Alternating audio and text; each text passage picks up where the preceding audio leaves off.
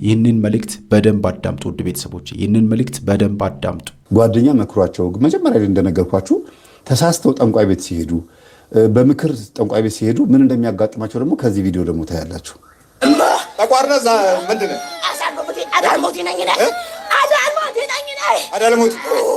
ከእናቷን የመጣ ካባት አይደለም። ይሄኛው ፕራንክም አይደለም፣ ድራማም ጭውውትም አይደለም፣ ፊልምም አይደለም። ትክክለኛው ህይወታችን በመድረክ ላይ ግን ልናምነው የተቸገርንበት ልናምነው የግራ የገባን ብዙዎቻችሁ በአጠቃላይ እኔ እንኳን እኛም ገብቶናል። ራሴ ልቀላቀል ብዬ ነው እንጂ ድነንበታልም ሰምተን፣ ግን ብዙዎቻችን የሰከርንበት እውነት ነው አይደለም ይሄ ነገር ያብዬ ልክክ ወደምዬ ልክክ እስኪሆን ድረስ ጠንቋዮቹ ራሳቸው ደብተሮቹ ራሳቸው የራሳቸውን ስም ወደ እነዚህ አባቶች አምጥተው ጠንቋይ ናቸው እንዲባሉ ያስባላቸው ይሄ ነው። ስላጋለጡት እስቲ አስቡት። ጠንቋይን እያጋለጡ ደብተራን እያጋለጡ እነሱ ጠንቋይ ሲባሉ ማለት ነው። ጠንቋይ ቤት ላይ ያመጣችኝ ጠንቋይ ቤት ላይ ያመጣችኝ። ተነስ ቁም ተነስ ቁም። እሺ ጠንቋይ ቤት ሄዳ ነው ያመጣችኝ። እዛ ነው የተሾምከው? ለምን ሄዳ ነው? ምን ጠፍቶባት ነው? ከቤተሰብ ተጣላች። እሺ ጎረቤት ጓደኛ ቤት ሄደች። እሺ ከጓደኛ ቤት ስገባ ገባች። አብራ ገባች። ከዛ እንዴት ገባህባት? ምንም አታውቅም። እንዴት ገባህባት? እዛ ሲጨሱ ሲቀሙ በሲሉ አየኋትና ወደድኳት። በቃ ወደድካት? በዛው ገባሁ። የዛሬ ስንት ዓመት ነው የገባኸው? 16 ዓመት 16 ዓመት የገባኸው? ገብተህ ምን አረካት?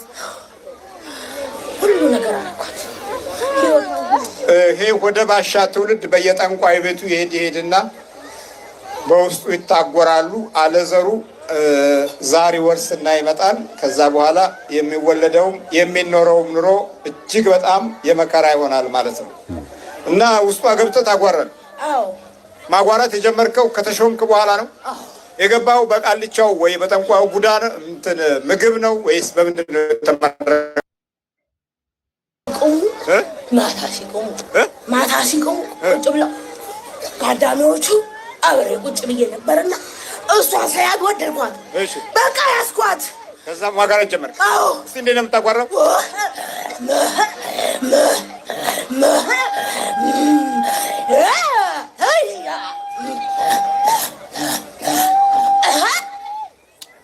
እንዴት ነው የሚባለው?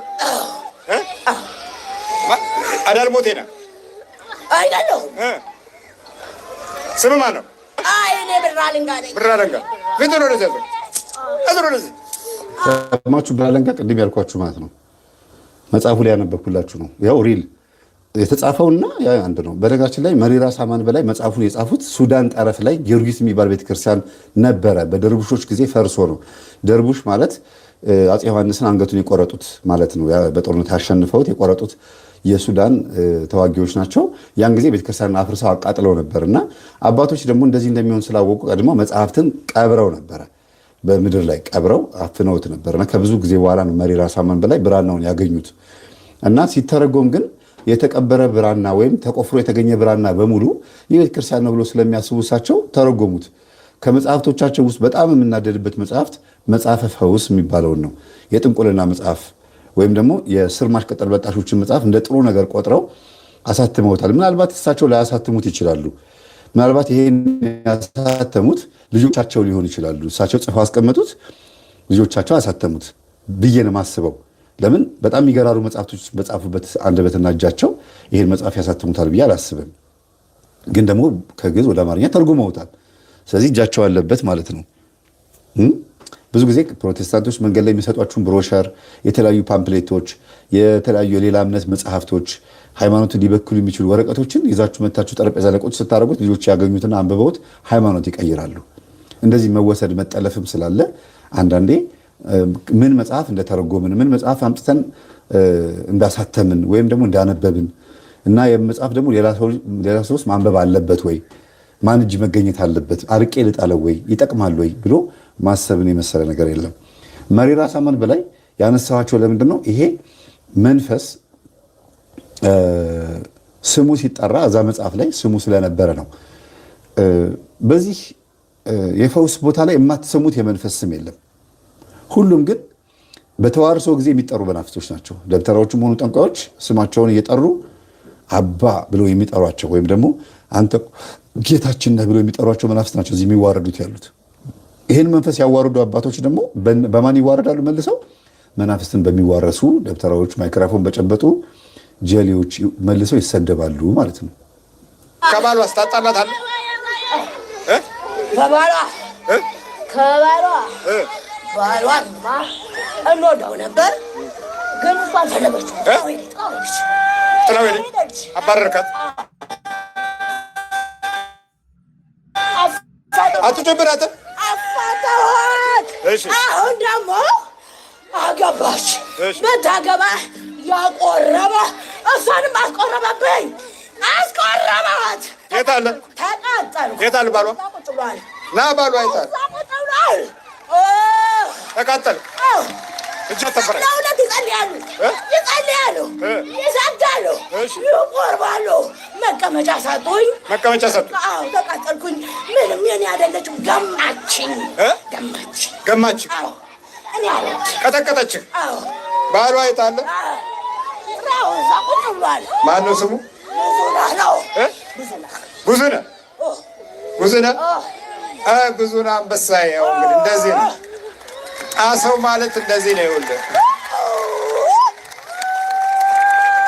የጠላትን ምሽግ ለማፍረስ ጌታ ያስፈልጋል። አሁን ሲጋራ አይደለም የሚያስፈልግህ፣ መጠጥ አይደለም የሚያስፈልግህ። ጠላት እንደዚህ የሚሰቃየው በክርስቶስ ኃይል ነው፣ በእግዚአብሔር አምላክ ስጦታ ነው። እሺ እናው መሄድ ፈለግ ግን የገባኸው ያው በችግር ምክንያት ሄደች መፍትሄ ያመጣለሁ ብላ ነው። አንተ ጉባ አልክባት። ይሄ በብዛት በአሁን ትውልድ ላይ ያለው መንፈስ እናቶች በገጠማቸው ችግር ምክንያት መፍትሄ እናመጣለን ብለው ሄደው ያመጡት ጣጣ ነው አብዛኛው እና ባሏን አትወደው። ለምን? ቀማኝ። ምን ቀማህ? እሷ ወሰደብኝ እኮ። የኔ እኮ አይደለችም ካሁን በኋላ። ሰማችሁ? የኔ እኮ አይደለችም ካሁን በኋላ። ያው ቀማኝ እያለ ነው። እንዴት ነው ነገሩ? ቀማኝ እያለ እኮ ሰውና መንፈስ እንደዚህ እየተጣሉ ነው በአንዲት ሴት ማለት ነው። ነይ ቁረቢ ሲል ከሰይጣን እጅ እያወጣት ነው ወይም እያወጣሽ ነው። ባልሽ ንቁረብ ሲልሽ እንደዚህ ነው። ከማን እጅ እያላቀቀሽ ነው? ከአጅሬው እጅ ነው። ምናልባት ተነጫንጨሽበት፣ ተቆጥተሽበት፣ መተሹ፣ ሰድበሹ፣ አምተሹ፣ ቤተሰቦቹ ፊት አዋርደሹ ከነበረ ከዚህ መንፈስ ሊያላቀቀሽ ነው ነይ ንቁረብ የሚልሽ።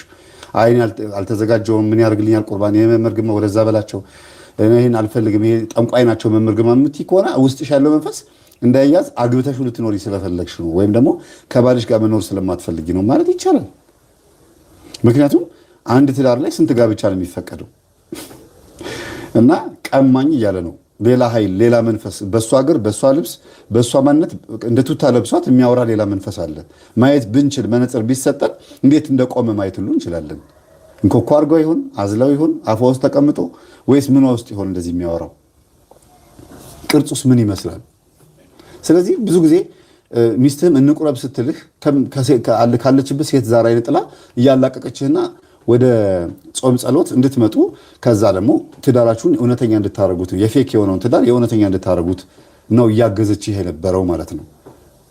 እና ቀማኝ እያለ ነው። አየኋት ወደድኳት እኮ ሲል ጫት ሲቅሙ ከነበሩት ሰዎች መካከል አንዱ ወዷት ነበረ ማለት ነው።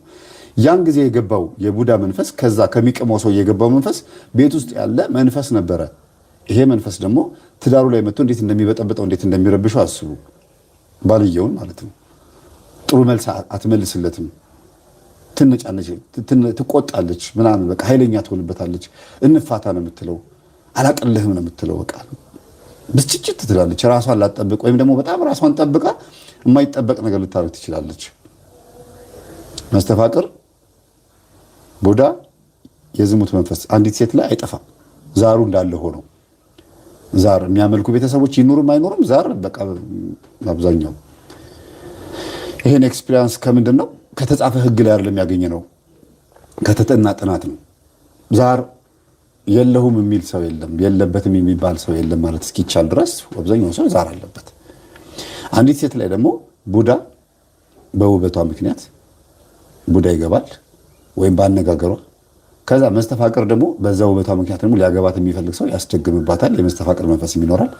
የዝሙት መንፈስ ደግሞ በቅርጿና በውበቷ ምክንያት ደግሞ ከሷ ጋር ሊተኛ የሚፈልግ በዝሙት ሊያረክሳት የሚፈልግ ሰው ደግሞ ይገባል ማለት ነው መንፈሱ። እነዚህ 3 መንፈሶች እያሉ ባል ጤነኛ ይሆናል፣ ልጆቹን በስርዓቱ ያሳድጋል፣ ገንዘቡ አይባክንም ማለት በጣም ዘበት ነው።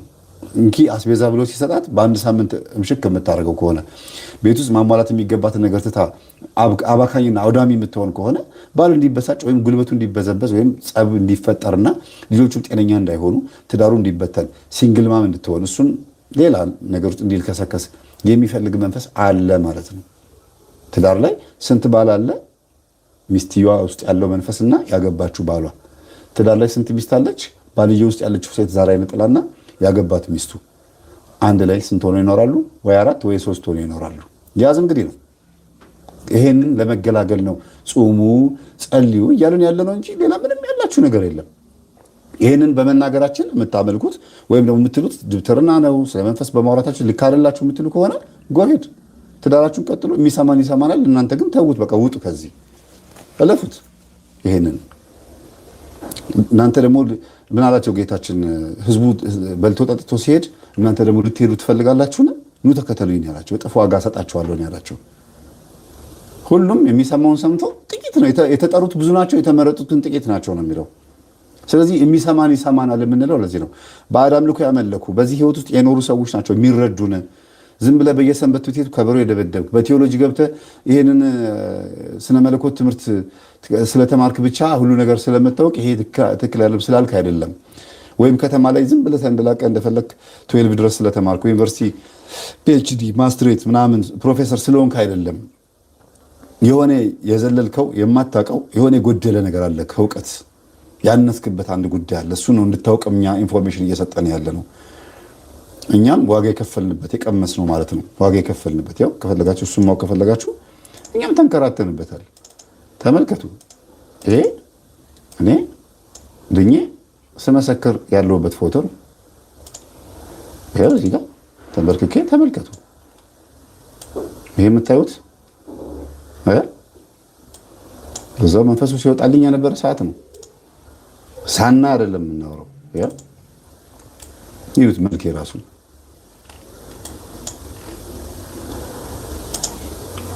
ይሁት። እዚህ ጋር ደግሞ በተለያየ ጊዜ እንዴት ስንት ጊዜ መንፈስ ይወጣልኝ እንዳለ ልብሴ የራሱ አንድ አይነት አይደለም። ስንት ይገላገለው እንደነበር ሁኔታ የራሱ የፊቴ ለውጥ አለው። በነጋችን ላይ ፊቴ የራሱ በዳንኩ ቁጥር እኔ ላይ የነበረው መንፈስ እንዴት እየተለወጠ እንደመጣ አባታችን ስንት ጊዜ ማይክሮፎን አፌ ላይ እንዳደረጉ። ግን የመጀመሪያው መልኬን ደግሞ ተመልከቱት። ይሄ ማለት የካ ሚካኤል በ1994 95 ዓመተ ምህረት አገለግል በነበረበት ሰዓት ይሄን ቁመት አይታችሁታል። ይሄን ዲንጎ ይሁት መስቀል አደባባይ ምንድን ነው እንዴ ጠፋ ደከሞ ቲቪ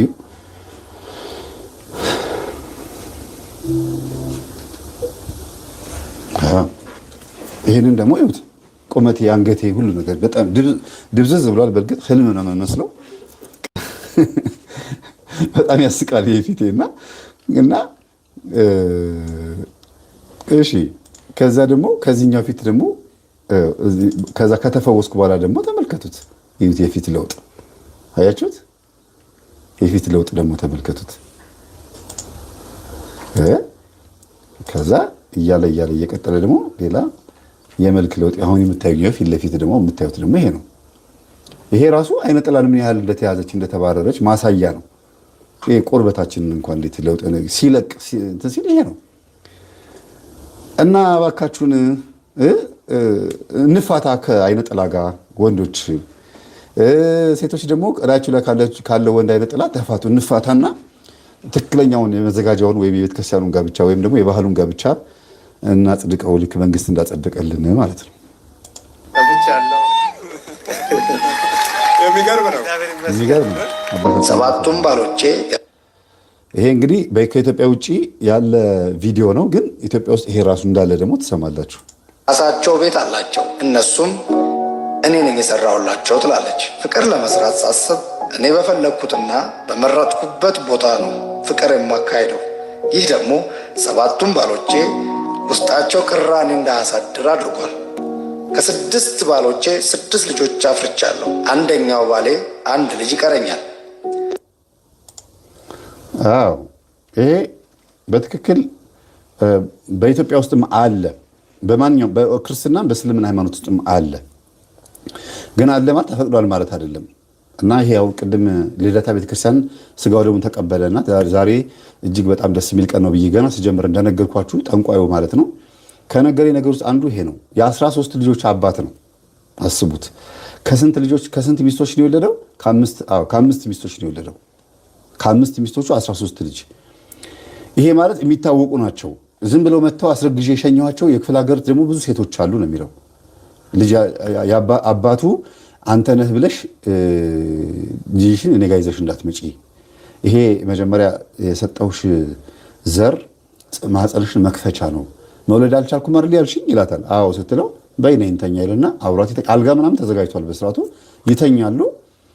ከዛ ሾተልን ዞር በል ጠጋ በል እባክህ መጥቻለሁ ምናምን ብሎ ያስገባል። ሾተል ማህፀን ፅንስ የሚያጨናግፈው ማለት ነው። በቃ እኔ ነኝ የመጣሁት ተረጋጋ ምናምን ብሎ አንተ ነህ እንዴ? አይ በሰላም ጋር አንተ ኮንክ ችግር የለውም ልጅ እሰጣታለሁ ይላል። ደም ግብር ማም ይሰጣል። ከዛስ ይቺ ሴት ያንን ልጅ ይዛ ወደ ሀገሯ ትገባለች።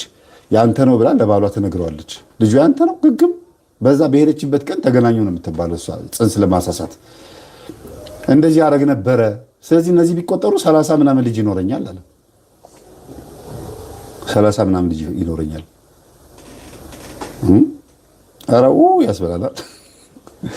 ስለዚህ ይሄን የዝሙት መንፈስ ነው እንግዲህ ይሄን ብዙ ሴቶችን የማተራመስ የዝሙት መንፈስ ሴቶቹ ይዘው ወደ ቤታቸው ሲመጡ ለባላቸው የሚያቀብሉታል። ባልየው ደግሞ ከሚስቱ ጋር ሲተኛ ያንን መንፈስ ደግሞ ይጋራል። ጠንቋይ ጋር መታ የተገናኘችበት መንፈስ። ከዛ ባልየውም ጠንቋይ ቤት የመሄድ እድሉ፣ ደብተራ ጋር የመሄድ እድሉ ይከፈታል። ከዛ ዘማዊ የመሆን እድሉ፣ ሴተኛ አዳሪ ጋር የመሄድ እድሉ ይከፈታል። በገዛ እጇ ባሏን ልክስክስ ታደርገዋለች። በገዛ እጇ ትዳሯን ታፈርሳለች ማለት ነው። እጄን በእጄ ማለት ይሄ ነው። እጄን በእጄ ማለት ይሄ ነውና ጠንቋይ ቤት ጠንቁ በጣም ብዙ ነው፣ በጣም ብዙ። ይህንን ትምህርት ለወዳጅ ለጓደኛ ውድ ቤተሰቦቼ ሼር ማድረጋችሁን በጭራሽ እንዳትረሱ። ብዙ ሰዎች እንዲነቁ እንዲበረቱ ማድረጋችንን እንዳንረሳ።